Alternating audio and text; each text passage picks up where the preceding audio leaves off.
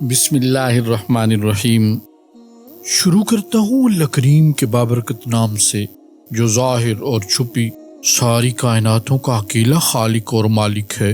حقوق، ذات، صفات اور صفات کے تقاضوں میں کوئی اس کا شریک نہیں اور نہ ہی وہ شرکت کو جائز رکھتا ہے۔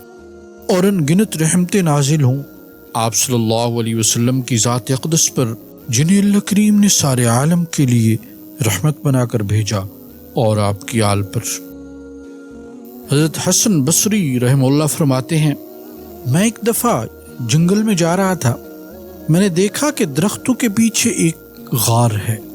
میں نے اپنے دل میں کہا شاید یہ غار ڈاکوؤں اور لوٹیروں کی کمین گاہ ہے۔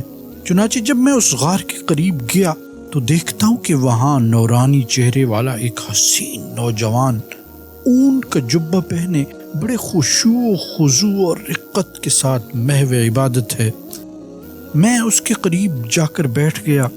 اس نوجوان نے رکوع سجود کے بعد سلام پھیرا، میری جانب متوجہ ہوا، میں نے سلام کیا، اس نے جواب دیا۔ میں نے پوچھا میرے بھائی تم کہاں کے رہنے والے ہو؟ کہنے لگا میں ملک شام کا باسی ہوں۔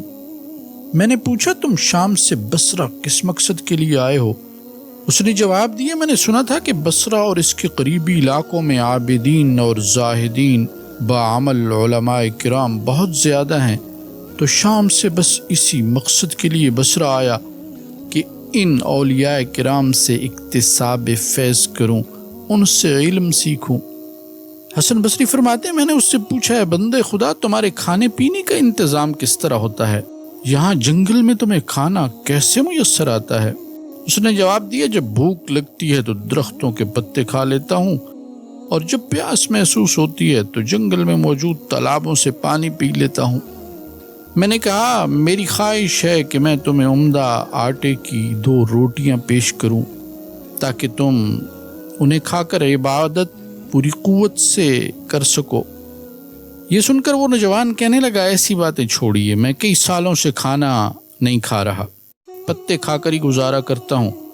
حسن بصری فرماتے ہیں میں نے اصرار کیا کہ اگر تم میرے کھانے کو قبول کر لو تو مجھے بہت خوشی ہوگی، میں اپنی خوش قسمتی سمجھوں گا اور میرے لیے باعث برکت ہوگا۔ نوجوان بولا اچھا اگر آپ بضد ہیں تو بغیر چھنے جو کے آٹے کی 2 روٹیاں اور سالن کی جگہ نمک لے آئیے گا۔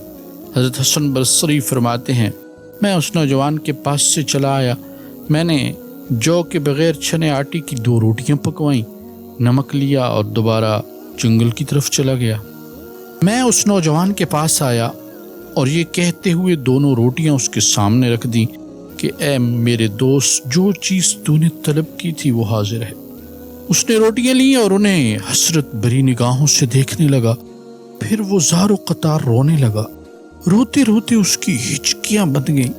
پھر اس نے روٹیاں اپنے سامنے رکھ دیں، آسمان کی طرف دیکھتے ہوئے کہنے لگا اے میرے پروردگار میں تجھے عرش عظیم کا واسطہ دے کر التجا کرتا ہوں کہ اگر تیری بارگاہ میں میرا کچھ مرتبہ و مقام ہے اور میں تیری بارگاہ میں مردود نہیں ہوں تو اے میرے اللہ مجھے اپنے قرب خاص میں بلا لے، میری روح ابھی قبض فرما لے۔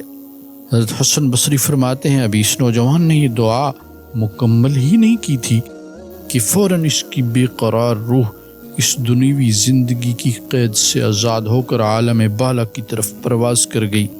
میں واپس اپنے علاقے میں آیا، چند متقی پرہیزگار لوگوں کو جمع کیا تاکہ اس نوجوان کی تجہیز و تکفین کریں۔